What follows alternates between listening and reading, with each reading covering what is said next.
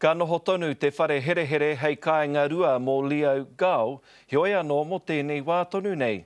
Ko inei a Gau i te kōti aro he o rotorua i te ata nei.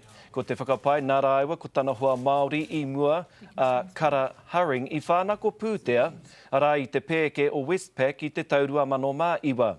I tōna tikanga kia ko tahirau mano tāra anake te wāri o te pūtea tārewa a te pēke kia rāua, engari i whakapikingi ake tērā ki te tekau miriona.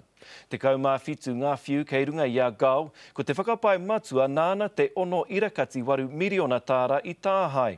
E toru te kau ōna tau i hopuki nei ngā prihimana i Hong Kong i te marama o Mahuru. Kātahi ka whakahokia mai ia ki te wā kāinga nei i mua i te krihimete. Hei te rua te kau mātoru o tēnei marama, ka whakawā te kōti i ana tono e rua, tuatahi kia noho here ia ki tōna kāinga, tuarua tērā pea ko te whakarongo ki tana inoi.